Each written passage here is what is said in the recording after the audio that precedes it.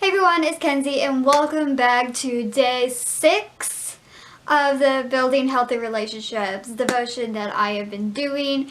I've been uploading these videos on and off, I've been trying to be consistent on it, but there's just days where I just don't have good lighting. If you guys don't know, I use natural light, which is aka the sun, and when it's a very yucky rainy day, I can't film. Or I wait too long and it gets very dark and I have to beat the sun and I'm not happy with my lighting. But anyways guys, throughout this devotion I'm teaching you guys how to build a healthy relationship, not only with your parents, your grandparents, your boyfriend, your girlfriend, your friends, but also with God. Before I jump into this video, if you're new to my channel and this is the first time you're seeing my face, please hit the subscribe button down below and turn on that post notification, turn on that little bell so you get notified every time I post a new video every single week. Now let's hop into this video. Got my handy dandy journal that needs to be unraveled. Mr. Encouragement. Young men can be pretty rude in the nicknames they choose for their friends. That was the problem for Joseph of Cyprus, one of the big Mediterranean islands. He had developed such a reputation for being kind and generous, such a willing help to his friends, they called him Mr. Encouragement. That is true about guys. They give their friends the most weirdest nicknames of all. I actually gave most of my guy friends nicknames in high school.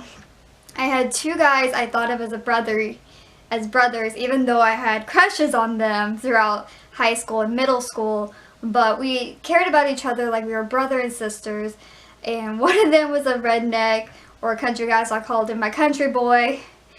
And then his other friend, I called him my wannabe country boy because they were inseparable.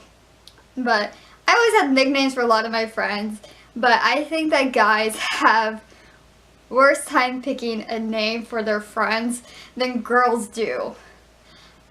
I mean, it's really. It's just, I don't put their nicknames in my phone to be like, oh, country boy, who's that? I don't think that at the time until a couple days later. I'm like, oh, that's the guy that's one of the brothers. If you heard of this wonderful man, you will probably remember him as Barnabas. We admire him not only for his generosity in liquidity, some real estate that he owned, and investing the proceeds in God's kingdom's work. He also accompanied Paul on his first mission journey, an extended loop through Asia Minor, today country of Turkey. I've been to Turkey! I actually have been to Turkey, guys. I've been to Italy, of course, and in Italy I've been in Rome, Venice. Of course, I went to Sicily.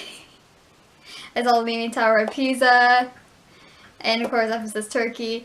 We went to some of the places that Paul walked through, and it was just so great and a good experience. My family and I didn't go just because learning about Paul. We went there because my brother was stationed in Italy at that time, and it was pretty fun, to be honest.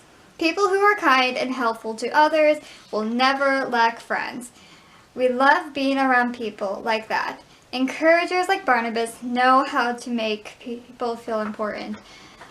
That's actually pretty cool. I actually do like friends who are very encouraging. That's why I like to have people around me that are very encouraging and very enlightening and be like, hey, you can do it, don't be so negative. And I do have friends like that. Even at work, I like to have people around me at work who are very positive. One of my assistant managers at this job I work, we talk sometimes. And if we're having a very bad negative day, she's like, stop, think about unicorns, rainbows, anything happy. And she likes to make me happy all the time. And I'm just like, thank you. Because I did have a very bad day one time. And I told her about it. And she was just like, hey, forget about that person. Forget about that day that you just had a second ago. Focus on this job that you have right now. Focus on the positives in your life. And I was just like, and I have a lot of positives in my life.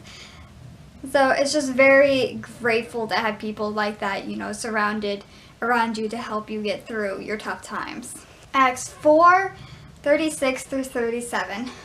Thus Joseph, who is also called by Apostle Barnabas, which means son of encouragement, a Levite, a native of Cyprus, sold a field that belonged to him and brought the money and laid it at the apostles' feet. So you can see that Barnabas is very generous.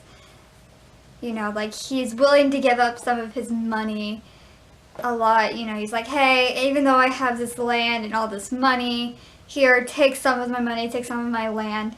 Like, he's very nice and encouraging. He even went on Paul, who used to be Saul's first missionary journey, even though a lot of people, even though Saul changed to Paul and became a Christian, people were just like, no, don't believe him. He's not really a follower of Christ. But in reality, he was, and Barnabas believed that Paul was, became a Christian through hearing God's voice on one of his journeys, and just went with Paul on his first journey to help him realize more. And Paul became a great guy throughout the New Testament after that. If you like this video so much, please give it a very big thumbs up because that's very helpful, and I'd like to know if you guys really like this series because we have one more day left, which a lot of you guys are probably excited about. Comment down below what you want to see for next week's video, or what other devotions you want to see. All my social media will be linked in the description below. You know, Facebook, Instagram, Twitter, you know, all that will be down in the doobly box below. And like I said in the beginning, guys, if you're new to my channel, please hit the subscribe button down below or right there. And if you want to check out my last videos, it'll be right there. I love you all so much, and I'll catch you all next time with a brand new video. Bye!